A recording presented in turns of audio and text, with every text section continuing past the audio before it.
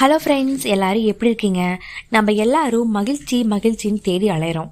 அதே மாதிரி தாங்க ஒரு மனுஷன் தனக்கு மகிழ்ச்சியே இல்லைன்னு ரொம்ப கவலையாக இருக்கிறான். அவன் பக்கத்தில் இருக்கிற ஒரு ஜென் துறவி கிட்ட போகிறான். போயிட்டு, துறவியே, நான் ரொம்ப நாளாக மகிழ்ச்சியே இல்லாமல் இருக்கிறேன். எங்கே தேடியும் எனக்கு மகிழ்ச்சி கிடைக்கவே இல்லை. அதுக்கு நீங்கள் ஒரு வழி சொல்லுங்க அப்படின்னு சொல்கிறான். அந்த துறவி அவனை கூட்டிகிட்டு ஒரு பூங்காவுக்கு போகிறாரு. அங்கே வண்ண வண்ண மலர்கள் இருக்குது. அங்கே நிறைய பட்டாம்பூச்சிகளும் இருக்குது. என்ன சொல்கிறாரு அப்படின்னா, மனிதனே, நீ போய் ஒரு பட்டாம்பூச்சியை பிடிச்சிட்டு வா அப்படின்னு சொல்கிறாரு. அந்த மனிதனும் போய் பட்டாம்பூச்சியை பிடிச்சி பார்க்குறான். ஒன்றுமே சிக்கவே இல்லை. அங்கே ஓடுறான், இங்கே ஓடுறான், தாவறான், பறக்கிறான். அவனால் பட்டாம்பூச்சியை பிடிக்க முடியல. அப்புறம் கொஞ்சம் யோசிச்சுட்டு துறவிட்டு வரான். துறவி, என்னால் பட்டாம்பூச்சி பிடிக்க முடியல. அப்படி கஷ்டப்பட்டு பிடிச்சாலும் அது உயிர் இல்லாமல் நான் பிடிச்ச வயத்தில் அது இறந்துருது. உயிரோடு பிடிக்கவே முடியல அப்படின்னு சொல்கிறான். அதுக்கு அந்த துறவி சொல்கிறாரு, சரி வா, நம்ம 2 பேரும் உட்காந்து ஓய்வெடுக்கலாம், நீ உட்காரு கம்முன்னு அப்படிங்கிறாரு. சரின்ட்டு அவன் உட்காடுறான். உட்காந்ததுக்கப்புறமா இந்த பூங்காவை பாரு, பூக்களை பாரு, பட்டாம்பூச்சியை பாரு அப்படின்னு சொல்லி ரசிக்க சொல்கிறாரு. அதே மாதிரி 2 பேரும் உட்காந்துக்கிறாங்க, அமைதியாக இருக்கிறாங்க.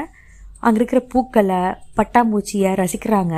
அவனுக்கு வித்தியாசமான அனுபவமாக இருக்குது. மனதுக்குள்ளே ஒரு மகிழ்ச்சியான ஃபீலிங் இருக்குது. அப்படியே உட்காந்துருக்கிறான்.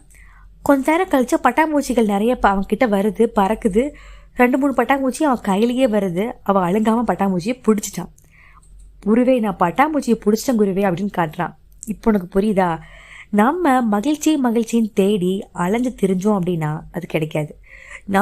நம்மளுக்கு கிடைச்ச வாழ்க்கையை அமைதியாக கடவுள் நமக்கு கொடுத்ததை ரசித்து கொஞ்சம் அமைதியாக இருந்தாவே நம்மளுக்கு எல்லாமே தேடி வரும். ரொம்ப ஆத்திரமா, அவசரமா, இல்லை எனக்கு இல்லைங்கிற எண்ணத்தோடு நம்ம இருந்தோம் அப்படின்னா எதுவுமே கிடைக்காது.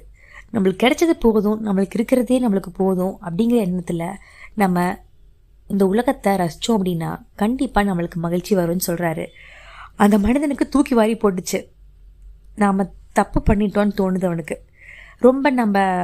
ரொம்ப ரெஸ்ட்லெஸ்ஸாக இருந்துட்டோம், ரொம்ப கவலையாக இருந்துட்டோம் அப்படின்னு நினச்சான். அதுக்கப்புறம் வாழ்க்கையை வாழ ஆரம்பிக்கிறான். வீட்டுக்கு போகிறான். ஒரு மன அமைதியோட ஒரு காமாக இருக்கிறான். அந்த அமைதி மூலமாக மற்றவங்கள்ட்ட பேசுகிறப்ப அவனால் நல்லா கவனமாக பேச முடிஞ்சிச்சு, மகிழ்ச்சியாக இருக்க முடிஞ்சிச்சு, உலகத்தை ரசிக்க முடிஞ்சிச்சு. ஓகே ஃப்ரெண்ட்ஸ், இது மாதிரி தான் நம்மளும் இந்த காலத்தில் ஹரிபரியான வேர்ல்டில் ரொம்ப ஓடிட்டுருக்குறோம். ஒரு செகண்டில் நம்ம வாழ்க்கையை ரசிக்கிறது இல்லை, நம்ம அமைதியாக இருக்கிறது கிடையாது.